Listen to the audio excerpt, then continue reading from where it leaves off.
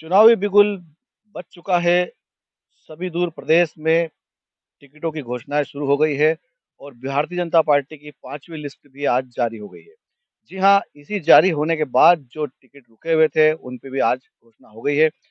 आज हम बैठे हैं सदापुर विधानसभा के पूर्व विधायक वेल सिंह जी भूरिया के साथ में, जिनको पार्टी ने इस बार भी टिकट दिया है।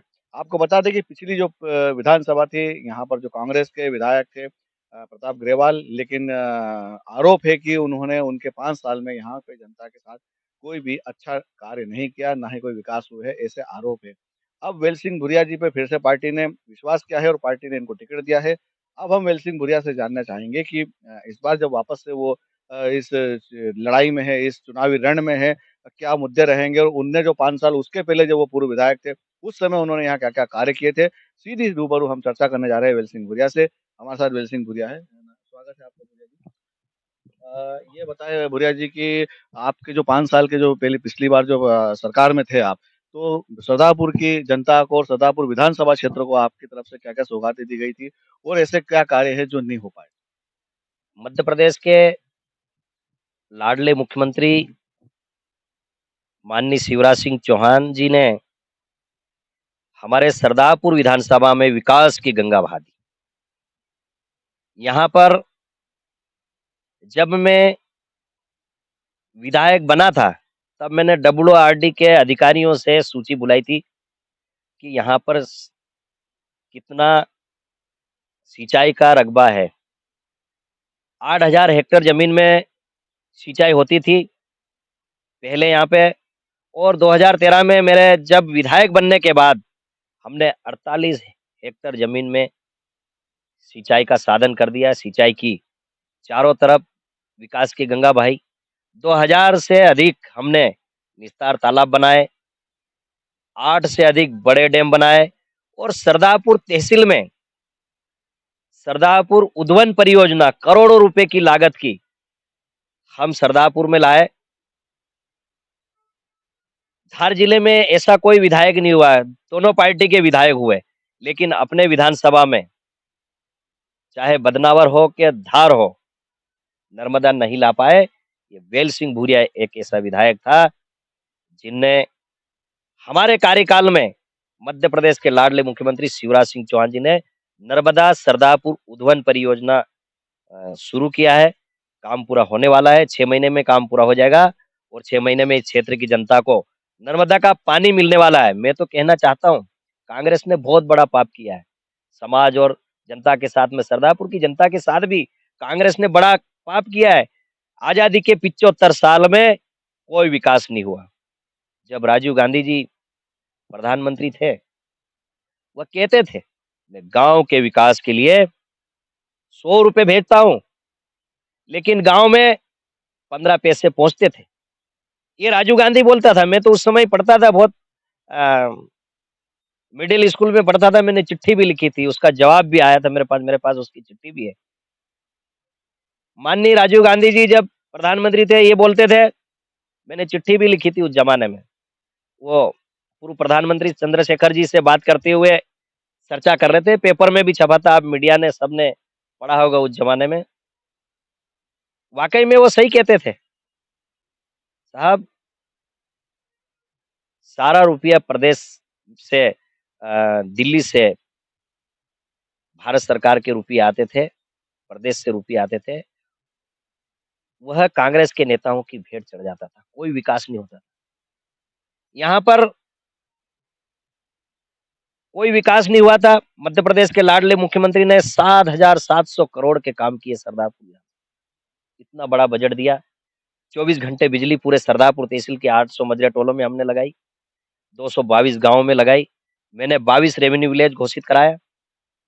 मध्य प्रदेश के लाडले मुख्यमंत्री ने इस सरदारपुर तहसील में एक मारू समाज था, है अभी वर्तमान में मारू समाज, उसको पिछड़े में घोषित करा देंगे ऐसा करके कई प्रलोभन देकर कई बार कांग्रेस के विधायक और सांसद बन गए, लेकिन आज तक उनको पिछड़े में घोषित नहीं कराया था।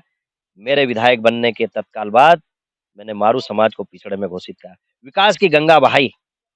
कुछ काम अधूरे रह गए हैं, उसको हम आने वाले समय में पूरा करेंगे। ये बताएँ कि एरिया में बताते थे कि जब कांग्रेस शासन हुआ करता था तो यहाँ से जो गुजरात की ओर रास्ता जाता था, क्या वहाँ पर रास्ते में लोगों के साथ लूट डकैतियाँ ऐसे भी कुछ होता था क्या? पुराने ज़माने में सरदारपुर विधानसभा में